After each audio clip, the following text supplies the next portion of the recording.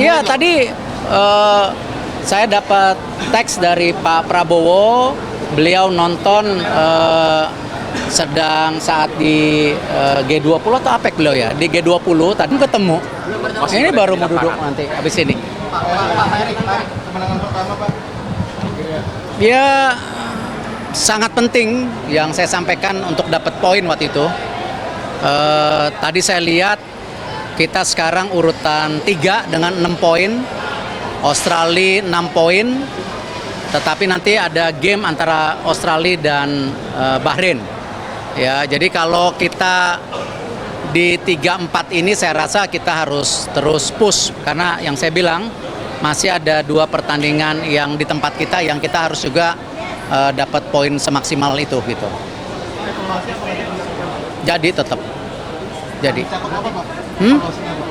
Ya semua lah kan kita harus pastikan kita masih ada waktu sampai Maret, jadi ya kita harus benar-benar hitung gimana kondisi pemain, ada yang cedera atau tidak, ini macam-macam karena ingat loh Januari itu ada transfer window, jadi beberapa pemain kita pasti juga ada ya hal-hal yang mungkin kita harus perhatikan dan pasti yang saya selalu bilang kita harus punya 2x11, berarti kan Justin kartu merah di game berikutnya dia tidak bisa main, jadi kita perlu menambah lagi ya dengan situasi pemain-pemain yang ada.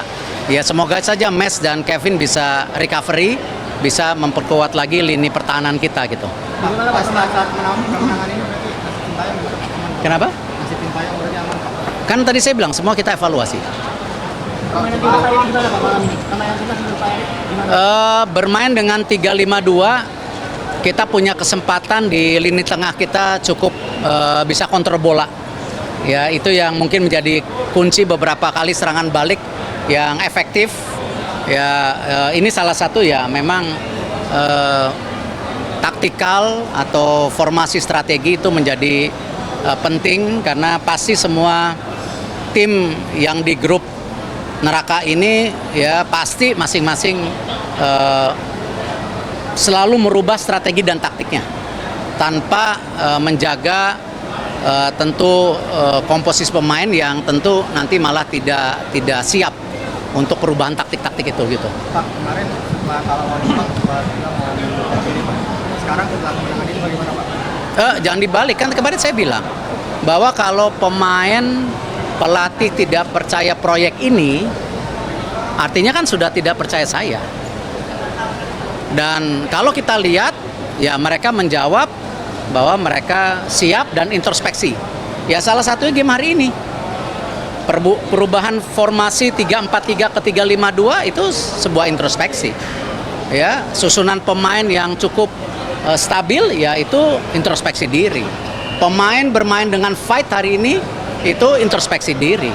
Jadi saya merasa kita mulai kembali ke jalan yang kita mauin, ya kembali tapi masih ada 4 game, bisa nggak kita nambah 6 poin di 4 game ke depan? Target kedepannya untuk Sintayong gimana Pak? Kenapa? Target kedepannya? Kan tadi saya bilang semua kita evaluasi. Pak, berarti 4 pertandingan lagi 6 poin Pak. Kenapa? Dari PSSI 4 pertandingan lagi 6 poin. Ya harus kalau mau lolos ke ranking 4 atau ranking 3 kan? Itu. Pak, kalau hari ini cetak 2 gol Pak, tanggapannya Marcelino hari ini cetak 2 gol. Marcelino memang salah satu pemain terbaik yang Indonesia miliki dan saya rasa dia perlu dorongan, stabilitas karena kan usianya muda.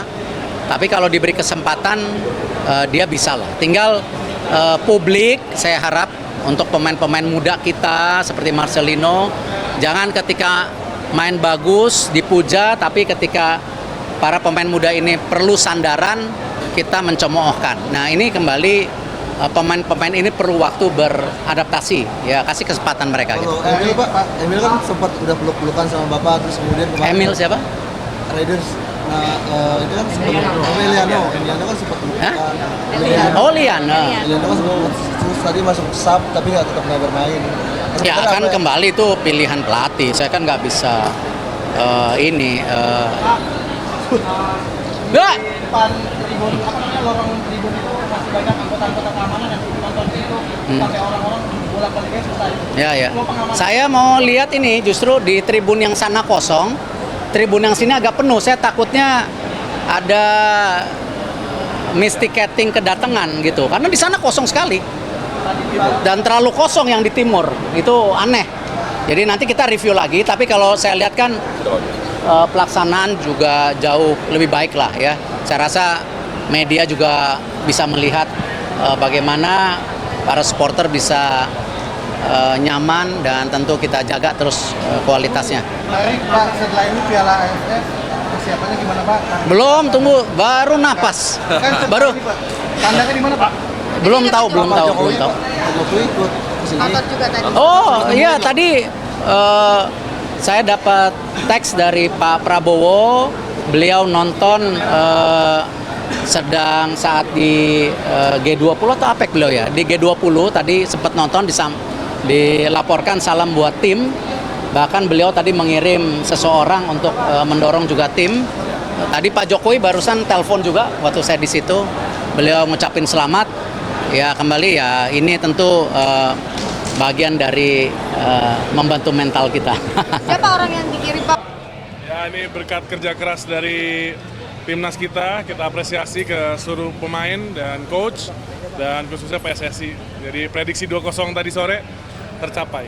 Tapi ya inilah bukan bukan ngasal, tapi kan dilihat dari permainan bersama Arab waktu di away kemarin ya.